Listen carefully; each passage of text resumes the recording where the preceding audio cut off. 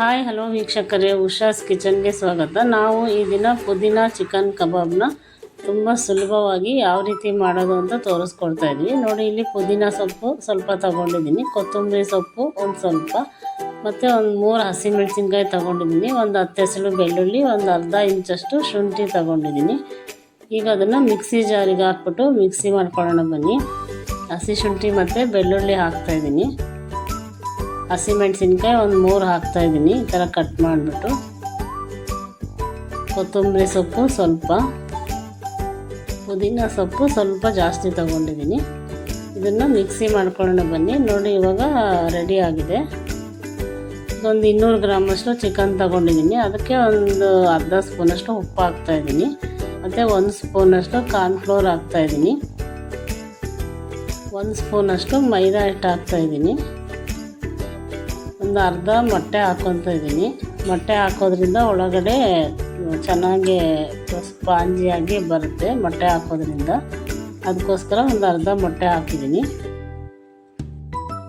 ಮತ್ತು ನಾವೇನು ರುಬ್ಕೊಂಡಿದ್ವಲ್ಲ ಹಸಿಮೆಣಸಿನ್ಕಾಯಿ, ಪುದೀನ, ಬೆಳ್ಳುಳ್ಳಿ ಎಲ್ಲ ಅದರದ್ದು ಪೇಸ್ಟ್ ಹಾಕ್ತಾಯಿದ್ದೀನಿ. ಪೇಸ್ಟ್ ಎಲ್ಲ ಹಾಕ್ಬಿಟ್ಟು ಚೆನ್ನಾಗಿ ಮಿಕ್ಸ್ ಮಾಡ್ಕೊಳ್ಳಿ. ಈ ಥರ ಚೆನ್ನಾಗಿ ಮಿಕ್ಸ್ ಮಾಡಬೇಕು, ಬೈಂಡಿಂಗ್ ಮಾಡಬೇಕು. ಯಾರೆಲ್ಲ ಹೊಸಬ್ರಾಗಿದ್ದರೆ ನಮ್ಮ ಚಾನೆಲ್ನ ಸಬ್ಸ್ಕ್ರೈಬ್ ಮಾಡ್ಕೊಳ್ಳಿ, ಪ್ಲೀಸ್ ಲೈಕ್ ಮಾಡಿ, ನಿಮ್ಮ ಫ್ರೆಂಡ್ಸ್ಗಳಿಗೆಲ್ಲ ಶೇರ್ ಮಾಡಿ. ಹೇಗಿತ್ತು ಅಂತ ಕಮೆಂಟ್ ಬಾಕ್ಸಲ್ಲಿ ತಿಳಿಸಿ. ಪಕ್ಕದಲ್ಲಿರೋ ಬೆಲ್ಲೈಕನ್ನ ಕ್ಲಿಕ್ ಮಾಡಿ, ನಾವೇನೇ ಮಾಡಿದ್ರೂ ನೋಟಿಫಿಕೇಷನ್ ನಿಮಗೆ ತಕ್ಷಣವೇ ಬರುತ್ತೆ. ಈಗ ನಾನು 1 ಅವರ್ ಮ್ಯಾರಿನೇಟ್ ಆಗೋಕ್ಕೆ ಬಿಟ್ಟಿದ್ದೆ, ಇವಾಗ 1 ಅವರ್ ಆಗಿದೆ. ನೋಡಿ, ಮತ್ತೆ ಚೆನ್ನಾಗಿ ಮಿಕ್ಸ್ ಮಾಡ್ಕೊಳ್ಳಿ. ಇದನ್ನು ಒಂದು ಸ್ವಲ್ಪ ನಿಂಬೆಹಣ್ಣು ಹಾಕ್ತಾಯಿದ್ದೀನಿ. ನಿಂಬೆಹಣ್ಣು ಹಾಕೋದ್ರಿಂದ ಟೇಸ್ಟು ತುಂಬಾ ಚೆನ್ನಾಗಿರುತ್ತೆ. ನೋಡಿ, ಇವಾಗ ಎಣ್ಣೆ ಇಟ್ಟಿದ್ದೀನಿ ಬಾಣಲೆಯಲ್ಲಿ, ಎಣ್ಣೆ ಕಾದಿದೆ ಚೆನ್ನಾಗಿ. ನಾವೀಗೇನು ಮಿಕ್ಸ್ ಮಾಡಿರೋ ಚಿಕನ್ನ ಒಂದೊಂದೇ ನಿಧಾನಕ್ಕೆ ಎಣ್ಣೆಯಲ್ಲಿ ಬಿಡಿ.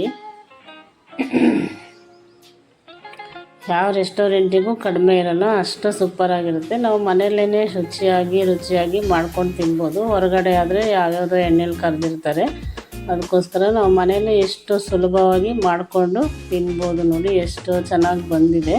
ಮತ್ತು ಸಿಮ್ಮಲ್ಲಿ ಇಟ್ಕೊಂಡು ಇದನ್ನು ನೀವು ಕರಿಬೇಕು ಎಣ್ಣೆಯಲ್ಲಿ. ಜಾಸ್ತಿ ಉರಿ ಇಟ್ಟರೆ ಒಳಗಡೆ ಎಲ್ಲ ಬೇಯಲ್ಲ ಚಿಕನ್ನು, ಅದಕ್ಕೋಸ್ಕರ ಸಿಮ್ಮಲ್ಲಿ ಇಟ್ಕೊಂಡು ಈ ಥರ ಬೇಯಿಸ್ಕೊಳ್ಳಿ. ನೋಡಿ, ಚೆನ್ನಾಗಿ ಬೆಂದಿದೆ ಚಿಕನ್ನೆಲ್ಲ, ಕ್ರಿಸ್ಪಿಯಾಗಿ ಬಂದಿದೆ, ತುಂಬ ಕ್ರಿಸ್ಪಿಯಾಗಿ ಬಂದಿದೆ.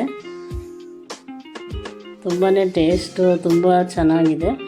ಒಂದು ಸಲ ಟ್ರೈ ಮಾಡಿ ನೋಡಿ, ಹೇಗಿತ್ತು ಅಂತ ನಮ್ಮ ಕಮೆಂಟ್ ಬಾಕ್ಸಲ್ಲಿ ತಿಳಿಸಿ. ನೋಡಿದ್ರೆ ಎಷ್ಟು ಸೂಪರಾಗಿ ಕಾಣ್ತಾ ಇದೆ. ಯಾರು ಬೇಕಾದರೂ ಇದನ್ನು ತಕ್ಷಣವೇ ಮಾಡಿಕೊಂಡು ತಿನ್ಬೋದು. ಬೇಳೆ ಸಾಂಬಾರು ಅನ್ನದ ಜೊತೆ, ತಿಳಿ ಸಾಂಬಾರು ಅನ್ನದ ಜೊತೆ ತುಂಬಾ ಚೆನ್ನಾಗಿರುತ್ತೆ. Thank you for watching this video.